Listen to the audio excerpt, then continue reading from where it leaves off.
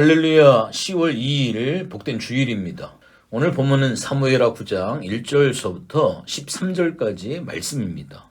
사무엘하에서 4장 다음으로 짧은 오늘 본문 9장은 13절로 되어 있습니다.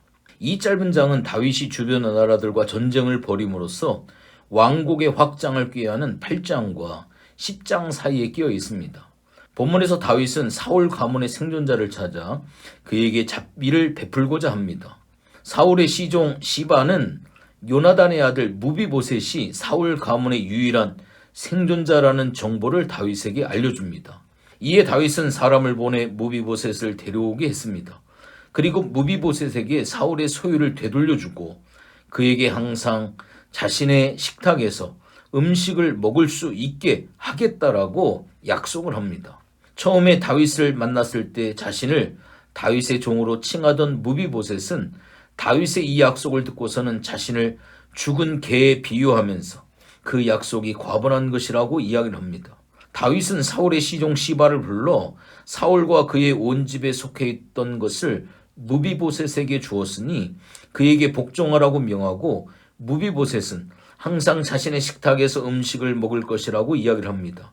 시바는 다윗의 명령을 따라 무비보셋에게 복종하기로 약속하고 무비보셋은 다윗의 약속한 대로 그의 식탁에서 음식을 먹습니다. 9장 마지막 부분은 무비보셋의 어린 아들 미가를 별도로 소개를 하고 무비보셋이 두 다리를 장애를 가지고 있다라고 하는 사실을 12절 13절에서 잘 밝혀주고 있습니다. 우선적으로 1절서부터 4절까지 말씀을 보면 다윗이 이제 대내외적으로 왕권을 안정시킨 후에 곧바로 한 일은 요나단과 맺은 언약을 지키는 것이었습니다. 자칫 승리감에 도취되어 언약을 잊을 수도 있었지만 다윗은 그렇지 않지요. 다윗은 사울 집안에서 살아남은 자를 찾아 그에게 은총을 베풀려고 합니다. 사울의 종이었던 시바를 통해 요나단의 아들들 가운데 다리를 저는 아들이 살아있다라고 하는 말을 듣고 그를 찾게 합니다. 하나님의 사람 다윗은 하나님 앞에서 맺은 언약에 충실합니다. 다윗에게 더 급한 일들도 있었겠지만 만사를 제쳐두고 바로 이 무비보셋을 찾음으로 인해 하나님 앞에서 맺은 언약을 요나단과 맺은 언약을 신실하게 지켜가는 모습을 봅니다. 오늘 그리스도 안의 성도들도 바로 이 언약 가운데 지켜가는 그러한 성도의 삶이 필요할 줄로 압니다. 다른 성도의 어려움과 아픔을 통감하며 그것을 해결하기 위해 적극적인 도움의 손길을 펼치고 있는지, 개인주의가 팽배한 세상의 영향을 받아 교회 안에서도 개인주의에 치중하는 분위기가 다분한데, 물론 한 사람이 구원받기 위해서는 그 사람이 예수님을 구주로 영접을 해야 하고요. 그러나 구원받은 이후의 성도는 철저하게 주님의 몸된 교회와 생사고락을 함께하는 예수의 공동체가 되어야 합니다. 교회 공동체에 속해 있는 성도들은 혈연보다 더 강한 유대 관계를 맺고 있습니다. 그것은 그들이 그리스도의 피로 맺은 새 언약 관계 안에 들어가 있기 때문이라고 하는 것을 잊어서는 안 됩니다. 5절서부터 8절까지 보니까 다윗은 자기 수하의 사람을 마길의 집으로 보냈죠. 요나단의 아들 무비보셋을 데리고 오기 위해서였습니다. 다윗을 만난 무비보셋은 그 앞에 엎드려 절합니다. 다윗은 무비보셋에게 은총을 베풀겠다라고 이야기를 합니다. 그 할아버지 사울이 가지고 있었던 모든 땅을 돌려줄 것이고 자신의 상에서 함께 식사를 하게 될 것이라고 약속을 합니다. 다윗은 하나님 앞에서 요나단과 맺은 언약으로 말미암아 무비보셋에게 은총을 베풀어 줍니다. 오늘날 우리 성도들은 하나님께 복음과 사랑에 대한 큰 빚을 지고 있음을 아십니까? 그 빚은 다른 성도들을 사랑하고 섬기는 것으로 갚아야 합니다. 다른 성도들을 보살피고 선으로 대하고 사랑하는 것은 예수님을 향한 사랑과 섬김이 되어줄 수가 있습니다. 마태복음 18장에 보면 하나님께 1만 달란트나 되는 갚을 수 없는 빚을 탕감받은 자들의 이야기가 기록이 되어져 있습니다. 이것은 예수님의 피로 세워진 새 언약을 근거로 하나님이 베푸신 큰 은총을 설명을 하고 있습니다. 우리는 1만 달란트 빚을 탕감받은 하나님의 자녀들입니다. 이 하나님의 은혜를 깨닫는 만큼 다른 지체들을 사랑하고 섬기게 됩니다. 그래서 우리는 성경을 통해 하나님과 하나님이 하신 일에 대해 부지런히 알아가야 합니다.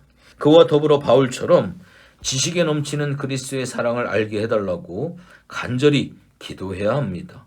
이렇게 할 때 다른 성도들을 향한 섬김과 사랑이 우리 안에서 넘쳐나게 되어질 겁니다. 마지막으로 9절서부터 13절까지 말씀 보니까 다윗은 사울의 종으로서 사울의 모든 재산을 관리하고 있던 시바와 그의 아들들과 종들을 시켜 이제는 무비보셋의 땅을 갈고 거두며 그를 섬기도록 명령을 합니다.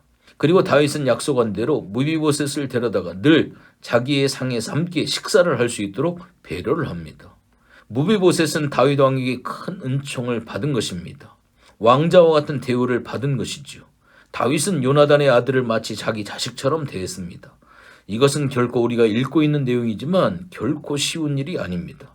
이렇게 다윗은 요나단과 맺은 약속을 신실하게 지켜가는 그러한 모습을 볼 수가 있습니다. 교회의 모든 다른 성도들을 우리가 귀하게 여겨야 됩니다. 그들이 하나님의 자녀이며 하나님의 나라를 상속할 상속자임을 인정하기를 원합니다. 이러한 사실을 안다면 다른 성도들을 대하는 우리의 태도는 결코 달라져야 합니다. 성도들을 비하하거나 비난해서는 안 됩니다. 한 나라의 대통령도 그 위치와 명예를 존중해 함부로 대할 수 없는데 하물며 하나님의 나라를 상속하게 될 성도에 대해서라면 말할 필요가 없습니다. 다윗이 그 언약의 대상자인 무비보셋을 귀하게 여기고 후하게 넘치도록 대접을 한 것처럼 우리도 다른 성도들을 귀하게 여기되 특히 찬란한 하나님의 나라를 상속할 사람들이라고 하는 이 사실을 기억하고 귀하고 존귀하게 대할 수 있는 복된 마음을 우리가 분명히 품어야 될 줄로 믿습니다. 우리는 그리스도 안에 산 형제고 한 자매입니다. 예수의 피로 함께한 그러한 언약의 공동체입니다. 이 땅에서뿐만 아니라 영원한 천국에서도 함께할 영원한 식구고 영원한 가족입니다. 오늘도 복된 예배 가운데 서로 사랑하고 섬기며 하나님의 은혜를 함께 나누는 헷세대의 은혜가 오늘도 가득 넘치시기를 주님의 이름으로 부탁을 드리겠습니다. 하나님 고맙고 감사를 드립니다. 오늘 이 다윗의 언약의 신실하신 사랑과 요나단과의 약속을 신실하게 지킴으로 무비보셋을 끝까지 품어주고 사랑으로 용납하고 배려해주고 또한 지극한 정성을 다해 그를 섬겨주는 다윗의 아름다운 마음을 우리가 본받기를 원합니다. 우리가 그리스도 안에서 산 형제 자매로 만났습니다. 헐뜯고 아픔을 주는 존재가 아니라 사랑하고 섬기며 존중해주고 품어주고 위로해주고 하나님 격려해 줄 수 있는 예수 그리스도의 피의 공동체로 우리가 다시 한번 하나님 앞에 든든히 설 수 있도록 하나님 도와 주시옵소서. 복된 주일입니다. 담임 목사님을 세워서 오늘 생명의 말씀을 주실 텐데 능력의 말씀, 은혜의 말씀을 통하여 오늘도 도전받고 새로워지는 복된 시간 되어줄 수 있도록 하나님 도와 주시옵소서. 감사를 드리며 예수님의 이름으로 기도했습니다. 아멘.